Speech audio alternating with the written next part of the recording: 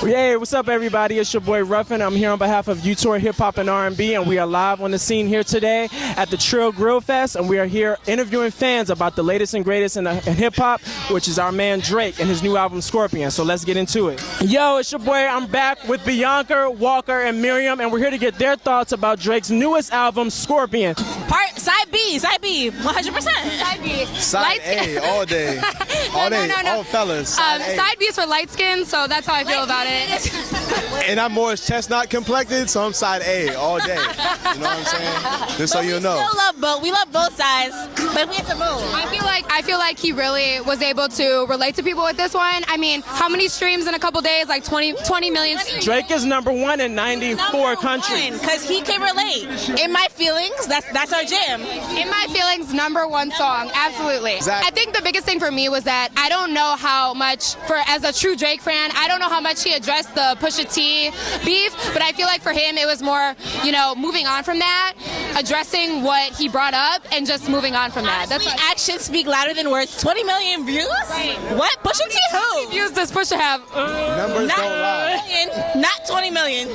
Numbers don't lie at all. Numbers don't lie. OVO all day.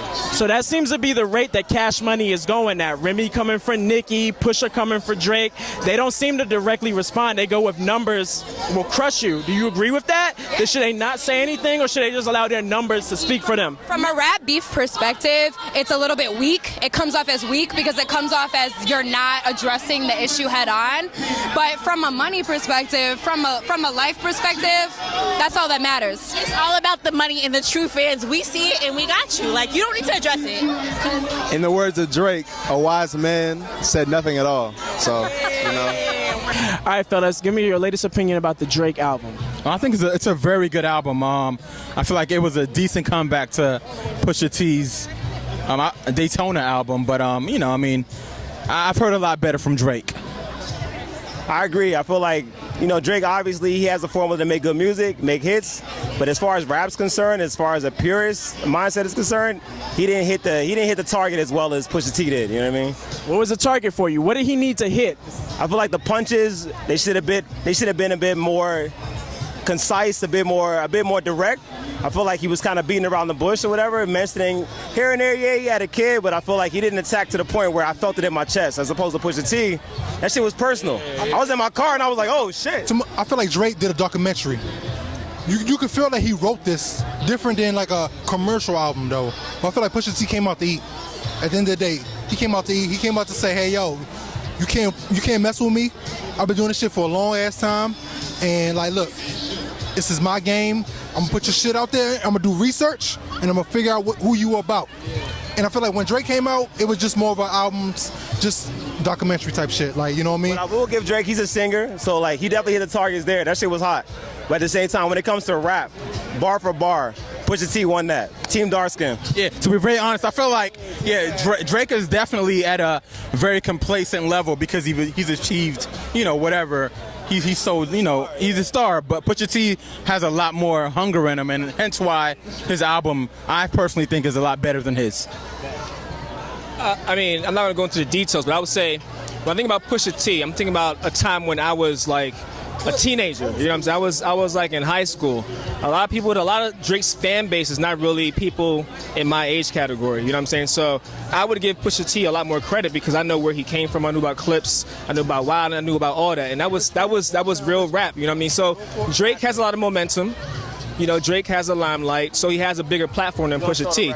A lot of people are not willing to give Pusha T credibility because they don't know who he is. That's the thing. Facts were definitely being spit by Pusha T as opposed to Drake, who was kind of like stating things that sounded good, but at the same time, it's witty, obviously. It sounds good. He's a rapper. But as far as something that you feel personally, while you driving in your car, it's a bit real coming from Pusha. That's me personally, though. Yeah, that's the difference. I honestly feel like Drake is just trying to sell records. Yeah. Pusha T spitting facts. So, ladies, tell us what's up. Yo, the Drake album is what's up. You have to listen to it. Like, he did that. He did that. That's true. I've listened to it 7 times today. I probably will listen to it 7 more times before the day is over. Yeah. Of course. My favorite song is In My Feelings, and then Mob Life, I like how he's rapping on one side and singing on the other. Drake is my favorite artist. I'm going to see him in September here in DC.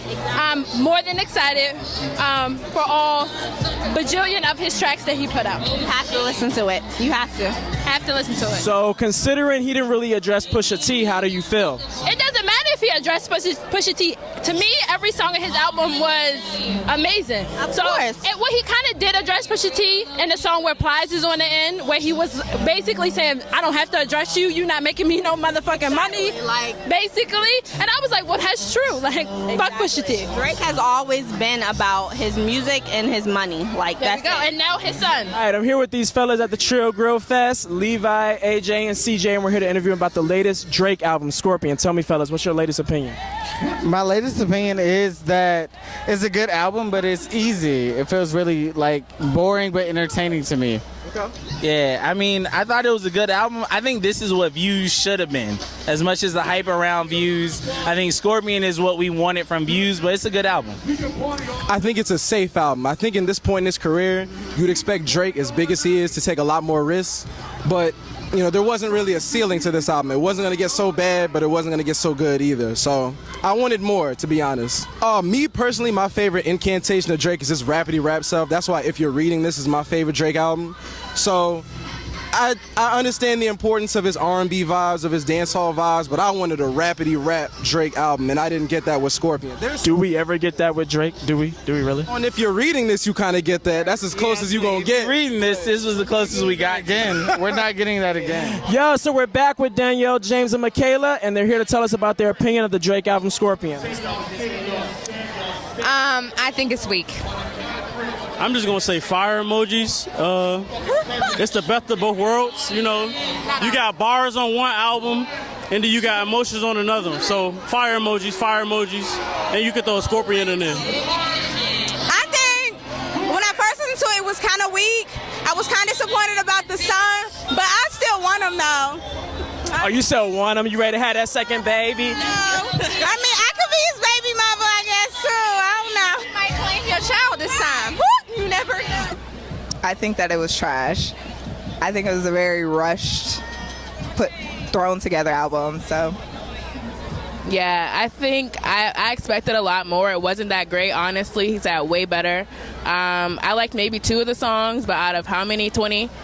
Not great at all. My girl Naja here on the end is a Drake fan, so she's hoping for a little bit more optimistic. Yeah, you're a fan, but you didn't think like the album was good. I didn't Yeah, like Beyonce's album either. I mean, yeah. No comment. So I love part A. I like the hip hop. I like how he's going on. The confession of his child, rather than coming out with another diss track, you know, against Pusha T.